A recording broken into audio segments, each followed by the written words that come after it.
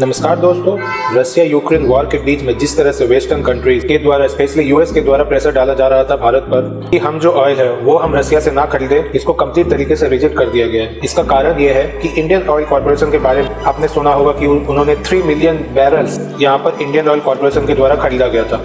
लेकिन इसके बाद एक और ऑयल फर्म है भारत की जिसने यहाँ पर ऑयल खरीदा है, तो इसको हम डिटेल से समझेंगे एग्जैक्टली यहाँ पर हो क्या रहा है। और भारत ने स्लैम किया है वेस्टर्न कंट्रीज को और डुप्लिसिटी बताई है, मतलब कि जिस प्रकार से वेस्टर्न कंट्रीज के द्वारा कहा जाता है चीजें करी जाती है वो सेम मापदंड पूरे विश्व भर के लिए नहीं रखा जाता। तो इसको हम लोग डिटेल से समझते हैं। चलिए आगे बढ़ते हैं। भारत अपना जो एनर्जी कोऑपरेशन है रशिया के साथ उसको और डीप करने वाला है, डिस्पाइट रशिया पर सैंक्शंस लगने के बाद भी यूएस के द्वारा। यहाँ पर एक ऑफिशियल कन्फर्मेशन आया है मीडिया रिपोर्ट्स के द्वारा कि इंडियन ऑयल कॉर्पोरेशन के खरीदने के बाद अब हिंदुस्तान पेट्रोलियम कॉर्पोरेशन लिमिटेड ने भी 2 मिलियन बैरल्स रशियन क्रूड को खरीद लिया है। और इसका मेन कारण अगर आप देखोगे तो सबसे बड़ा चीज है increasing of volatility in the oil market. क्योंकि अगर आप प्राइस भी देखेंगे ना क्रूड ऑयल का, पिछले 15 दिन में प्राइस बहुत ही ऊपर चला गया था और 8 टॉप मार्च को यह तो $139 पर बैरल को भी टच कर गया था। और अभी अचानक से फिर से इसमें गिरावट होने लगी जैसे जैसे देखा गया जब रशिया और यूक्रेन के बीच में जो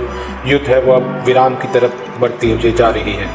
लेकिन वहां से फिर यह प्राइस जब मैं ये वीडियो बना रहा था ऊपर चला गया, लगभग $110 प्रति बैरल के आसपास दिख रहा था। तो ये जो वोलेटिलिटी दिख रहा है उसकी वजह से भारत को भी प्रॉब्लम हो सकता है। और यहाँ पर जब इंडियन ऑफिशियल से जब पूछा गया कि रशियन एनर्जी का आप लोग क्या करोगे, और वहाँ पर इनका क्लियर आंसर था कि वी विल टेक इट, मतलब हम लोग अब पीछे नहीं हटे। भले ही यूएस हमारे पर प्रेशर डाले, वेस्टर्न कंट्रीज हमारे पर प्रेशर डाले, और लो यहाँ पर जो हमारे ऑफिशियल्स हैं उनका कहना है कि यहाँ पर कई सारे जो एडजस्टमेंट्स हैं फाइनेंशियल फ्रंट पर वो करना पड़ेगा। जैसे कि मान लो पेमेंट वगैरह करना होगा, जो कैसे किए जाएंगे उसमें हमें बहुत सारे बदलाव करने पड़ेंगे क्योंकि स्विफ्ट वाला जो है वो बैन हो गया है। बहुत सारी चीजें हैं जो अभी सैंक्शन लगने के बाद बैन हो गई है। लेकिन यहाँ पर आपको समझने की बात यह है कि भारत सरकार यहाँ पर एक प्रैग्मेटिक अप्रोच लेकर चल रही है। कहने का मतलब यह है कि ऑलरेडी IOCL और HPCL ने तो ऑलरेडी रशियन से क्रूड ऑयल ले लिया है। इसके साथ साथ एक और कंपनी है जो टेंडर फ्लोट कर दिया है, उस कंपनी का नाम है Mangalore refinery and petrochemicals limited. उन्होंने टेंडर दिया है 1 बिलियन बैरल्स के लिए। मतलब आप देखोगे तो इसको काफी हद तक अपनाया जा रहा है। इसका सिंपल सा रीजन ये है कि हम काफी हद तक डिपेंडेंट है ऑयल के मामले में। तो जाहिर सी बात है अगर हमें सस्ते में ऑयल मिल रहा है तो जाहिर सी बात है अगर आप ऑयल की प्राइस देखोगे तो $100 के ऊपर चला गया। इनफैक्ट यहाँ पर जो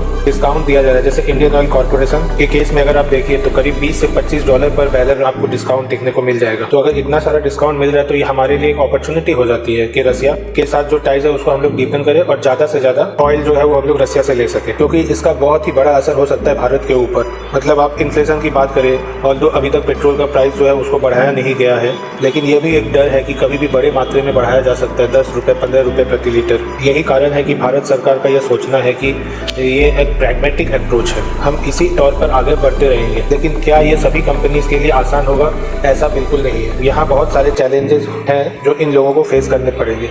अब इसको आप ऐसे समझो, भारत की जो कंपनीज है वो अगर कोई रशिया की कंपनीज के साथ डीलिंग करती है तो क्या वो यूएस को पसंद आएगा? जी नहीं, वो बिल्कुल पसंद नहीं आएगा। तो भारत की जो कंपनियां यूएस के साथ काम करती है जैसे कि रिलायंस इंडस्ट्रीज लिमिटेड का एग्जाम्पल ले लीजिए। रिलायंस इंडस्ट्रीज लिमिटेड आपको पता होगा वर्ल्ड की सबसे बिगेस्ट रिफाइनिंग कंपनी चलाती है जामनगर में, और उनका जो बिजनेस है यूएस के साथ वो बहुत ज्यादा है। और इनकी वजह से रिलायंस इंडस्ट्रीज जो है वो यूएस से ऑयल नहीं खरीद पाएगी, क्योंकि इनको पता है कि अगर हम लोग रशिया से ऑयल खरीदेंगे तो यूएस के साथ काम करने में हमें कुछ दिक्कत आ सकती है। तो ऐसे ही कुछ आपको चैलेंजेस, कुछ प्रॉब्लम्स देखने को मिलेंगे। वैसे भी अगर आप देखिए तो यूएस डिप्लोमेट्स ने भारत के ऊपर बहुत ज्यादा प्रेशर डाला हुआ है कि हम रशिया और रशियन कंपनी से डील ना करें। यहाँ तक कि यूएस के जो डिप्लोमेट्स है वो लगभग धमकी तक दे दिए थे कि अगर आप रशिया से कुछ भी आप ट्रेड करते हैं इसका ये मतलब होगा कि आप रशिया का वार को सपोर्ट कर रहे हैं, और इसका ये भी मतलब होगा कि आप किस तरफ खड़े थे जब इतिहास का बुक लिखा जाएगा। मतलब एक प्रकार से प्रीज किया जा रहा है भारत को, मतलब यहाँ पर कोई एनर्जी या क्रूड ऑयल हम लोग ना खरीदे रशिया से। इसको लेकर के यूएस की तरफ से बयान आया कि भारत को ये रशिया को सपोर्ट नहीं करना चाहिए। तो इसको देखते हुए जो इन्फॉर्म सोर्सेस है द हिंदू न्यूज़पेपर के, उन्होंने ये बताया कि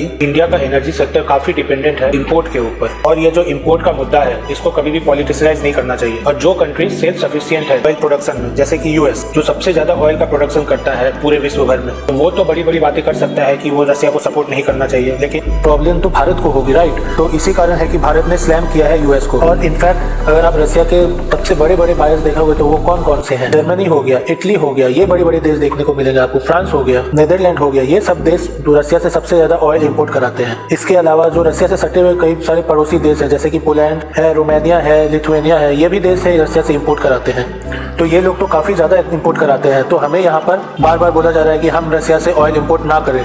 इनफैक्ट जो जापान के प्राइम मिनिस्टर का विजिट है हमारे देश में 19 और 28 को, उसमें भी ये मुद्दा उठ सकता है, जिसमें जापान हम लोगों को बोले कि आप रसिया से इतना इंपोर्ट ना कराएं। और जो ऑस्ट्रेलिया के प्राइम मिनिस्टर हैं, उन्होंने भी ये कहा है कि ये मुद्दा हम उठाएंगे प्राइम मिनिस्टर मोदी के साथ ऑनलाइन कॉन्फ्रेंस में। तो जैसा कि आप देख रहे हैं, भारत के ऊपर डायरेक्टली और इनडायरेक्टली काफी प्रेशर दिया जा रहा है, लेकिन भारत यहाँ पर अपना जो पॉलिसी है उसको ही अपनाएगा और अपने आप को कभी झुकने नहीं देगा। और भारत के ऊपर प्रेशर उतना ही ज्यादा बढ़ रहा है जैसे जैसे रसिया ज्यादा से ज्यादा वो बमबारी कर रहा है यूक्रेन में। आपको याद होगा जब ऐसा ही कुछ हुआ था, जब ईरान के ऊपर और वेनेजुएला के ऊपर सैंक्शंस लगा दिया गया था और भारत बड़ी मात्रा में ईरान से ऑयल मंगाता था, लेकिन इन सैंक्शंस के कारण भारत को पीछे हटना पड़ा और इस कारण से नुकसान हुआ भारत को बहुत ही ज्यादा। लेकिन यूएस तो फायदे में ही था क्योंकि वो तो खुद ऑयल प्रोड्यूसिंग कंट्री है और इसीलिए जो यहाँ पर एनर्जी सिक्योरिटी है वो बहुत ही इंपॉर्टेंट मायने रखती है हमारे लिए। हमारे मिनिस्ट्री ऑफ एक्सटर्नल अफेयर्स के द्वारा ये बयान भी दिया गया है कि हमारे लिए हमारी एनर्जी सिक्योरिटी बहुत ही इंपॉर्टेंट है। अभी इलेक्ट्रिक व्हीकल्स आने में काफी समय लगेगा, लेकिन अभी तो हम लोग काफी हद तक ऑयल पे डिपेंडेंट है। और ऐसा भी नहीं है कि इंडिया रसिया से ऑयल में बहुत ही ज्यादा ही ट्रेड करता था। अगर आप रेशियो देखोगे तो आपको पता चलेगा कि कितना कम ट्रेड है हमारा रसिया के साथ बनस्पत दूसरे देशों के मुकाबले। लेकिन ये सिचुएशन जो है इतना खराब होते जा रहा है, ऑयल का दाम इतना ज्यादा बढ़ रहा है, इसी कारण है कि रसिया के साथ हमारा एंगेजमेंट बढ़ाया जा रहा है। तो देखते हैं आगे क्या होता है। पर ये जो बड़ी खबर थी कि भारत ने स्लैम किया है वेस्टर्न कंट्रीज को और भी ज्यादा हम ऑयल जो है रशियन कंट्री से खरीदते रहेंगे। आई होप आपको ये वीडियो पसंद आया होगा। मिलता हूँ फिर से कोई एक नए टॉपिक को लेकर। Till then bye bye, thank you, see you soon.